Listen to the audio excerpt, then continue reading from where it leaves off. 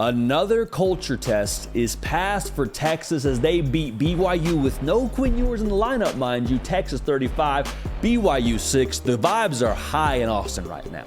Vibes are immaculate. For good reason. Your offense is finding a way to keep on rolling. You have guys around this football team stepping up in different ways. Xavier Worthy running back punch. The defense making plays. Defense was all over the field yesterday against the Fighting Steve Sarkisians of BYU. We'll give you our thoughts on this one. We'll talk about Maalik Murphy. We'll talk about this team as a whole. We'll talk about the culture test that was passed in just a minute. Before we get there, though, make sure you're subscribed to this channel. Texas Faithful, we've been together for a while now. We've had a lot of y'all tuned into this show. Even when we did this show in a makeshift lobby in Waco, Texas, we had a lot of y'all dialed in. If you have not yet subscribed, now is the time. Your Longhorns got a lot of ball in front of them. We're going to talk a lot about them as they make this push for a Big 12 title and for a college football playoff berth. We don't want you to miss any of it, so make sure you're subscribed. Also, follow me on Twitter and on Instagram at JDPakel. Both of those spots, one, we're easy to reach, so you can interact back and forth there. That's a lot of fun. Two, helps us kind of stay in communication about the show, so whenever we have something going on, we can get it to y'all, and you can give us your feedback and make sure that you're also dialed in for our live show Tuesday, Wednesday, Thursday, 11 a.m. Eastern. So, this was a tricky spot for Texas. Tricky spot because no Quinn Ewers. And Quinn Ewers, to be real, like, he had been the catalyst of this offense. The run game also, I guess, is right up there with him being the catalyst. But, like, you thought what you thought about Texas to this point in the year because of the way that Quinn Ewers had been slinging the rock and the way that he had elevated his play. And so with no Quinn Ewers and a BYU football team coming to town that was 5-2 coming in, you wonder, like, okay, is Texas going to be able to kind of avoid a old Texas kind of performance where they let down and they let the moment get the better of them and they don't see the logo they wanted to see across from them, so they don't play their best football? I saw none of that yesterday. I saw none of that. And we'll talk more about that. But the way that they helped Maalik Murphy yesterday, I think, was textbook what you needed from this football team. Like, they did not ask Maalik Murphy within this offense yesterday to be Quinn Ewers. They didn't. I mean, Maalik Murphy's stat line, 16 for 25, 170 yards, 2 touchdowns, interception, and a fumble, didn't matter. By nature of that final score, did not matter. They just asked him to drive the car, hand the football off to the right guy, make the right read, throw the football when you had to throw the football, and he did that, I thought, to a pretty effective level. And the reason why you were able to ask him to just kind of drive the car and keep it in cruise control and not have him going 90 down the freeway and say, hey, Maalik, we are down now, brother. We need you to throw the football 40 times in this game. We need you to be the guy to win us this football game. The way they were able to keep from that happening was what I said at the top of this thing. Everybody else seeing the call to action, seeing their leader not in the game and saying, all right, kick it up a notch. If we're going to be down a rung potentially with what we have experience-wise at the quarterback position, everybody else, you got to carry a little bit more. And that's what great football teams do, man. Xavier Worthy, punt return touchdown. A little bit of breathing room. You love that. You go up 7-0 without having to even have the offense on the field. Again, vibes, tremendous. The defense had Maalik Murphy's back yesterday. Like, the defense, I think, deserves a collective MVP, a collective program guys of the week, if you will, from this Texas Longhorns defense. Maalik Murphy throws interception. Defense goes right back out there, get the football back with an interception of their own. They forced 3 turnovers.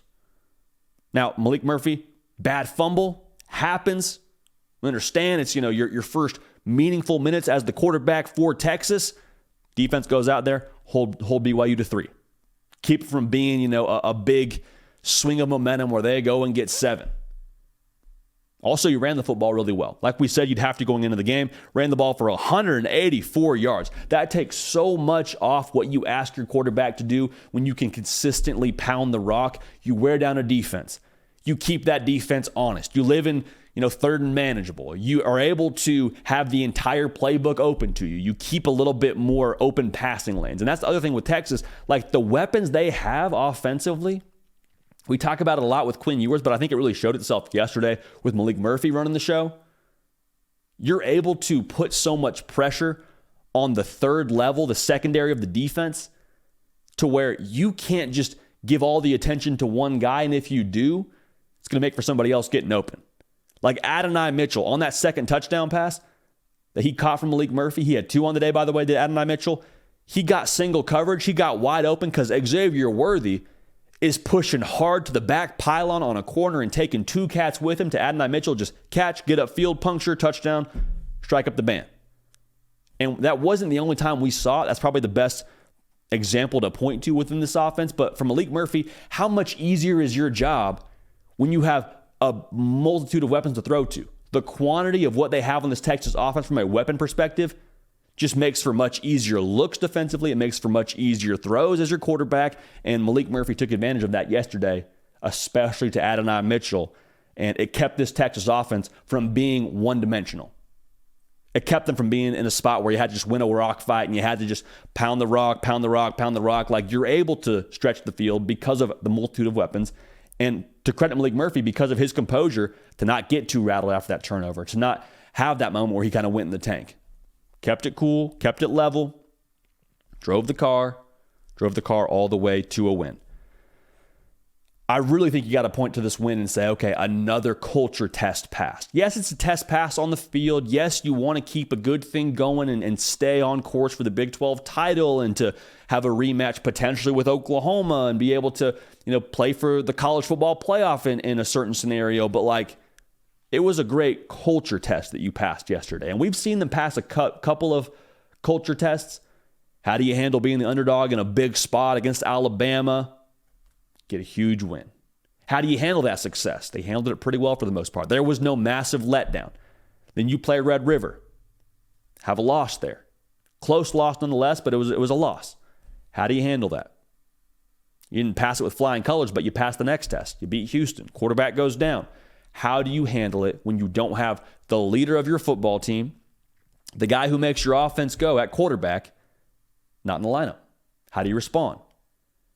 Great teams are able to elevate when they need to elevate because of what they don't have in the lineup. We saw it from Georgia yesterday against Florida. We saw it from Texas here. I'm not saying Texas and Georgia are the same team, but I'm saying they had the same kind of response without their go-to guy in the lineup and found a way to get it done. And I would say this too. We said it during our preview, or rather our final thoughts of the week for Texas.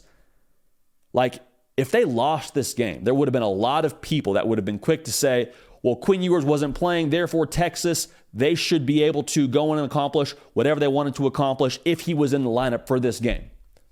I see the argument. I can't even say that I disagree. But I think we feel much better about this Texas team getting it done without Quinn Ewers in a game like this, in a spot like this, based on what they did yesterday. To rephrase that, if Texas hadn't won yesterday without Quinn Ewers, I would have questioned their championship chops, to be real. Like, I would have wondered, okay, do they really have it under the hood? Yes, you don't have your quarterback, but still, the roster you have, the defense you have, the weapons you have, like, you should beat BYU. And they beat them in the fashion that I think they were supposed to beat them in because everybody else stepped up. Again, championship level teams are able to lean on different parts when they need to lean on them at different points during the season. For Texas yesterday, lean on the defense. And did it to the tune of holding BYU to 6 and the offense just casually scoring 35.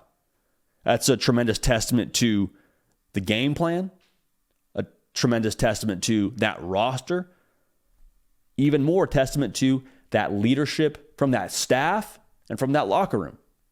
To be able to keep the focus the same, the composure the same, understand the mission, go execute.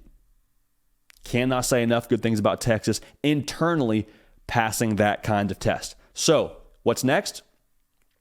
Kansas State coming to Austin.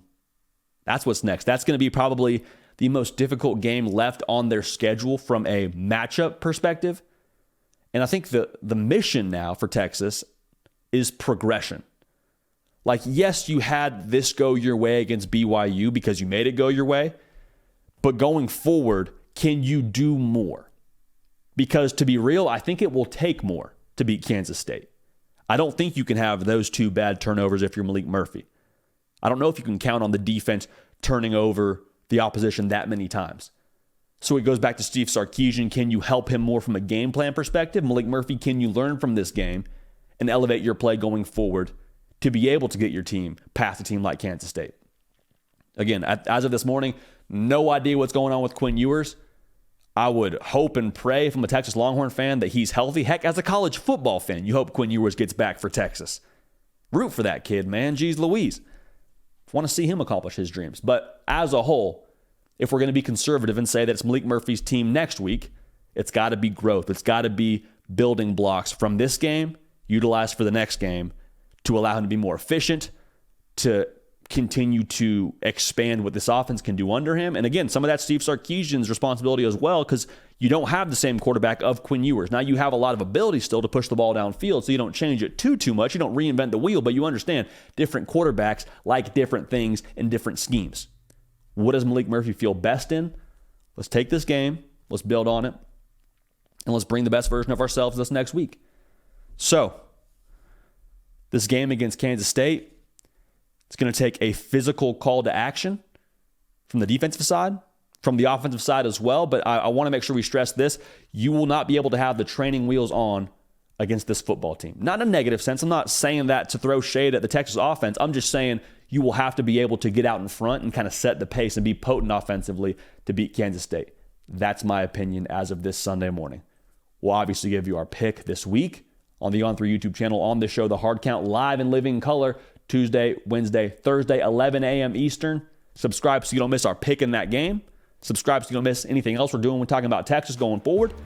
Follow me on Twitter. Follow me on Instagram at JD Pakel. Want to hear from y'all. What do you think about Maalik Murphy in his game yesterday for Texas?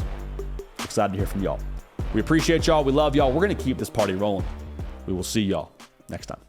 Hey y'all, thanks so much for watching. Subscribe to the channel here to make sure you don't miss an episode of The Hard Count. Also be sure to check out other videos on the On3 YouTube channel.